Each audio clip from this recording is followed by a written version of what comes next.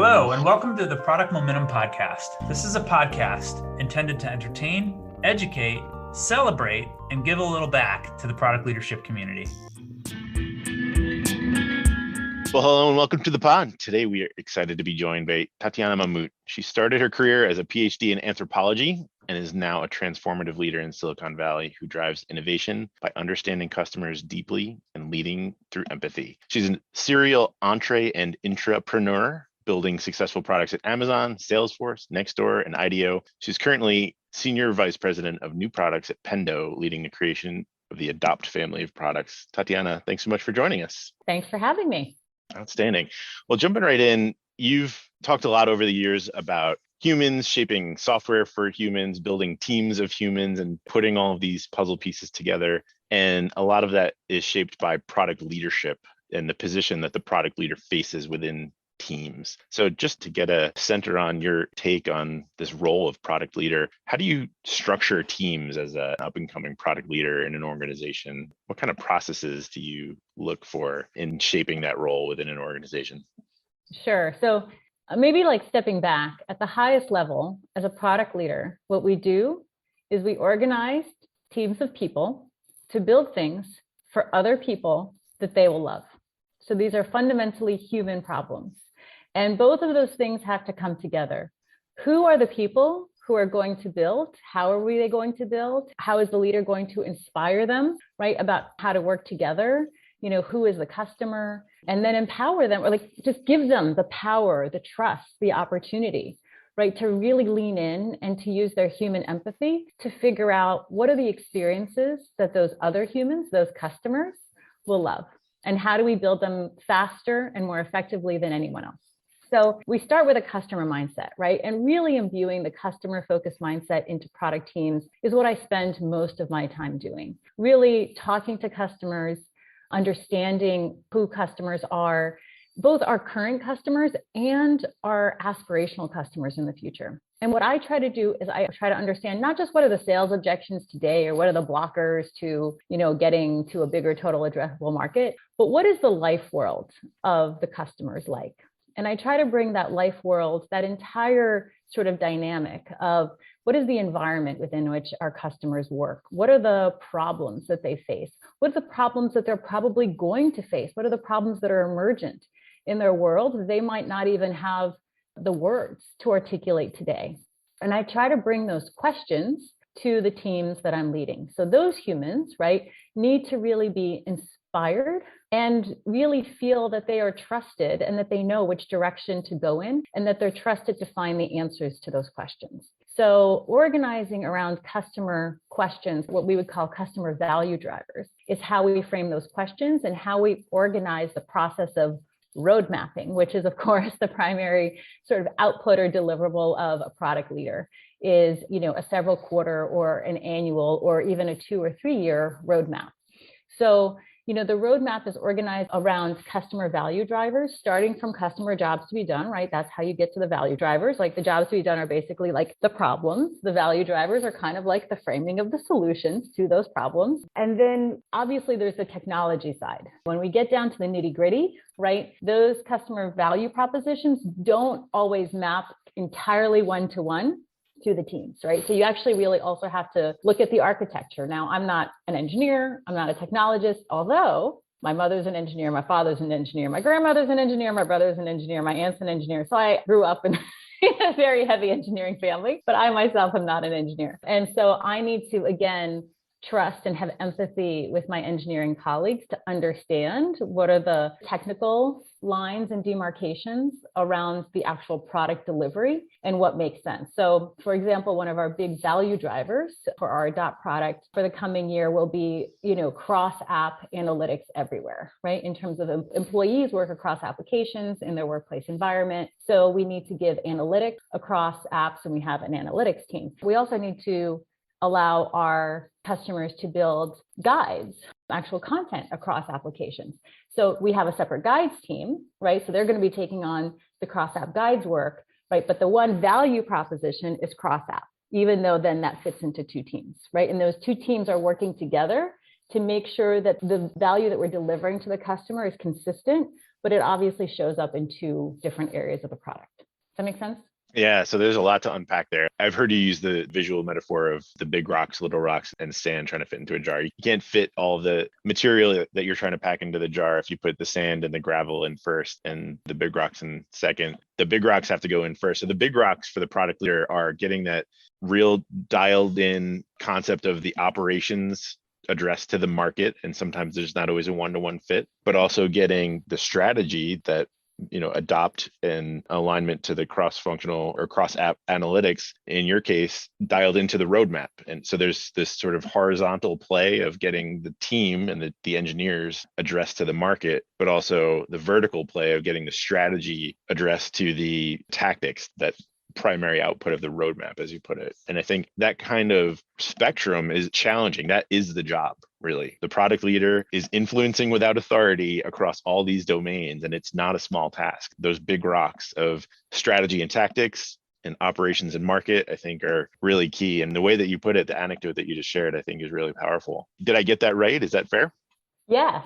The only addition I would have is to make sure that we say the word customer always in this, right? There is no market without a collection of customers, and those customers are humans. Outstanding. I stand corrected. And understanding that they are all humans is the key to building a good product.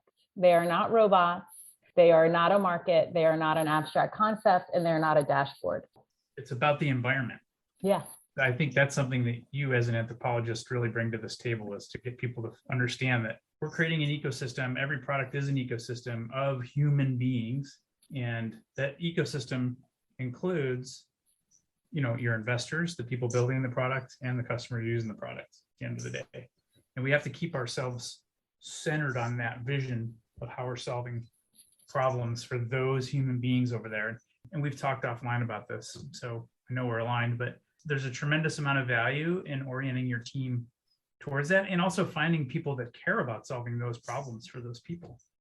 Yeah, I love that, because it's the environment, it's the context, it's the human conditions, right, that we're looking at, and finding product managers, right, and marketing people and everyone, right, who understand how to look at the context and who really care about those humans and about shaping the experience for those people is critical. You're not going to have a great team unless you have people who are highly motivated to do that. You also kind of slipped in a word that is really important to me, and is really important, I think, in any product ecosystem, the word trust, and creating that environment at the foundational level where we trust each other. And I believe that centering on that customer is the first thing you have to do in order to get that trust. So let me double click on trust. I'm going to challenge the notion of psychological safety just a little bit, because I believe that people have misinterpreted what psychological safety means. I think they think it means that everybody's nice to each other and people don't argue. And I actually think it means the opposite. I think the way to create psychological safety is for people to feel really safe arguing, and arguing against the highest paid person in the room. And the way that I try to do that is I argue with people. I encourage other people to argue with me. And there's always a product manager or two, like a junior product manager or two, who's more than willing to take the bait with me and argue publicly. And then I reward those people for arguing with me publicly. And I very often publicly will say, like, hey, this junior product manager really changed my mind on this. And it's like really meaningful, and I really appreciate it. And that's what I think psychological safety means. It means that we break down the status hierarchy and that people feel free to argue with each other. I would agree. I mean, remember, we're producing something that doesn't exist yet. Right. So the value is in finding the cognitive dissonance that lives in people's minds and working it through. Exactly. You're not always going to agree, but you'll at least come out with something to experiment with to determine who's right and who's wrong, right? And there's going to be tense moments. There are going to be people who feel like their opinion isn't heard, right? There's going to be all of those things when there's a public argument, right? If you read the Socratic dialogues, right, there are people who get thrown down by Socrates, right? And I'm sorry to bring up, well, I'm not sorry to bring up philosophy, but like that is how we get to better ideas, And it's the freedom to argue wholeheartedly, and know that even if you don't win, like take your ego out of the equation, because we're all trying to get to a better solution, and arguing for the right reasons should be rewarded. I'm reminded of another visual metaphor that you've used. I've watched several of your talks over the past couple of years about leading through tumultuous times and found them all inspirational. One of the metaphors that you've used is this idea of a ship at sea, and the engineers are telling you the engine is maxed out, don't crank it. The lookout says there's pirates to our starboard, we have to crank the engine. The admiral is saying we have to get to our north so we can get back on time to get resupplied. The aerographer is saying we need to go into the course of the pirates because there's a storm coming. And all of these trusted sources are all correct in their isolated domains of expertise. That's right. But they don't always have the context that the product leader has, to stretch the metaphor to its breaking point. They don't always have that context of knowing what the overall mission is. If you have a ship at sea, you know that having a healthy discourse about what your options are in that situation, it is literal life and death, but it could be the proverbial life and death of the product. If you don't have that discourse, then you're going to risk not fleshing out that experimental mindset, not finding what those breakdowns are going to be before you get to the humans in the market, getting to the point of being able to say, this is right, this is wrong, this is going to work, this is going to fail, and knowing that it's happening in an actually safe space before it's thrown on the rocks. Yeah. So this is what I talk about, like why it's hard to be a product leader, right? On the surface, it seems very easy to be a product leader. And the reason why it seems very easy to be a product leader is because if you're coming from any aspect of partial knowledge, you know exactly what to do, right? If you're an engineer, you know exactly what the right thing to do is. It's to slow down the ship and rebuild the engine, right? Before you go anywhere else. If you're in the weather station, you know exactly what the right thing to do is. It's to tack the ship, crank up the engines, and move away from the storm, right? If you're in the lookout station, you know exactly what the right decision is. It's to crank the engines the other way and run away from the pirates, because the pirates are moving really, really quickly, right? So the problem of being the product leader is the fact that everybody else knows what the right decision is based on partial knowledge. And you are the one who has to negotiate through all of those opinions that are correct based on that partial knowledge. I mean, usually it's just making a call and then aligning everybody as to why that's the right call. And if they're not aligned, that's okay. You know, like it's like having the courage, right, and the fortitude to not be a people pleaser and to understand that this is the condition. Like there's not something wrong with you if the engineers are mad because they know what the right decision is and you didn't make the right decision. Like the proof is in the pudding, right? It's like, well, here was the decision and here were the outcomes. Like you can't do the counterfactual of what would have the outcomes been if we haven't made that decision. But at the end of the day, I think people want to be on a winning team. And if you're getting to good outcomes, they will feel okay.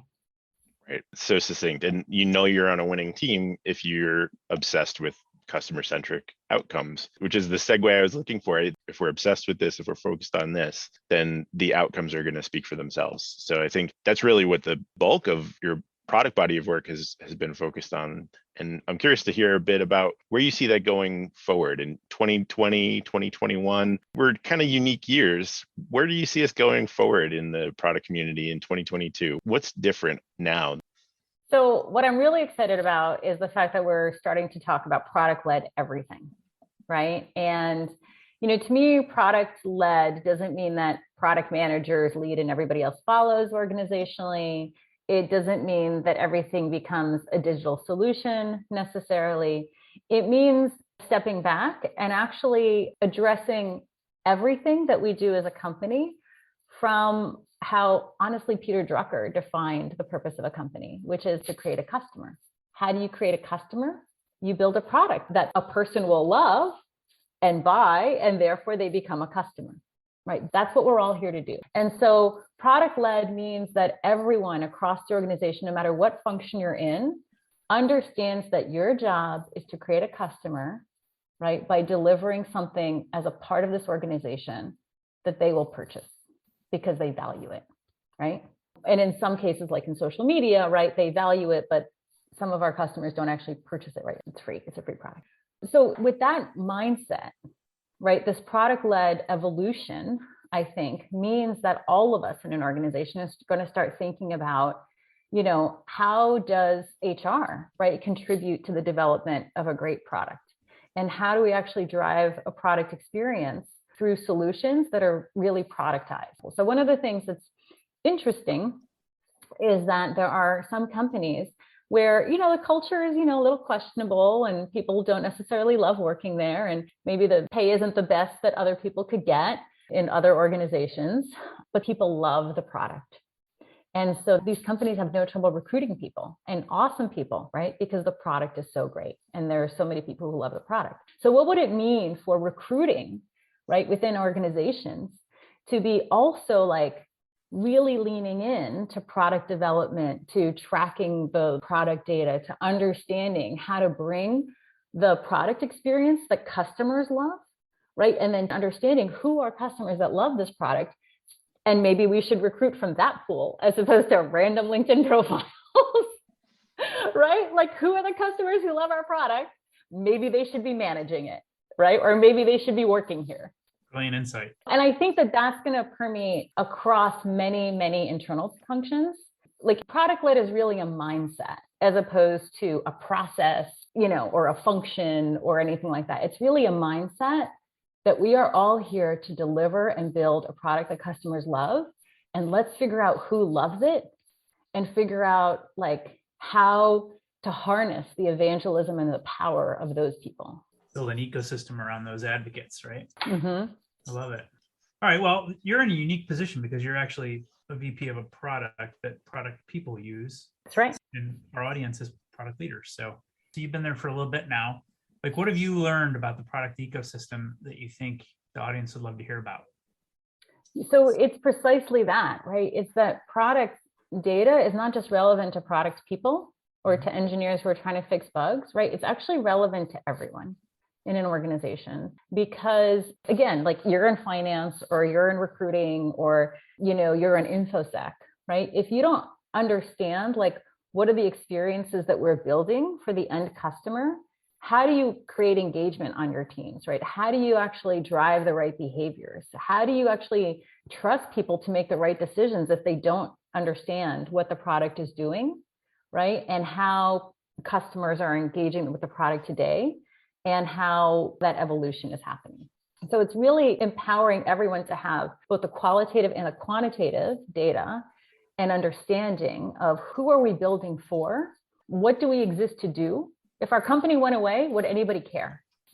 Right? Doesn't every employee need to know the answer to that question? How many people? How much would they care? And would it really impact their lives?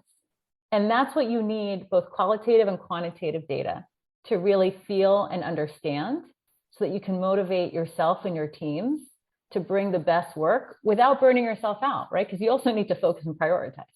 Yeah. I think what I'm hearing is that as a product leader, part of our job is to evangelize the thing we're building at the end of the day, right? And evangelism starts at home, right? It starts in our company. And again, the people who are in the like non-R&D functions are often the ones who need to hear this narrative the most. Yeah. Right? Again, our recruiters, when they understand what we're building, and they have videos of the vision of the product that we're building, when they're armed with that, recruiting is so much easier and it's so much better, and they send better candidates because they know, right? They feel and they're invested in the development of this product experience. And that's what we've done, over the last few months. We've really worked with our recruiting team to really also help them understand the product narrative and where we're going, and give them, videos and prototypes and things like that, so that they feel ownership for the product that we're building. They really feel part of the product team. And then they're able to convey, right, that excitement and that vision to the people that they talk to. I had a quote that I jotted down from our pre-production call before the show that stuck with me. And I want to get your thoughts on it before we end our time here together today. You said, it's a crime for tech companies who are building for the future of humanity to have product leaders who are not exposed to emerging markets globally. Yes. And I believe I understand the implications of that, but your anthropology background, your incredible compassion for humanity, what are those experiences that product leaders need to be exposed to that you think are so important for the future of humanity?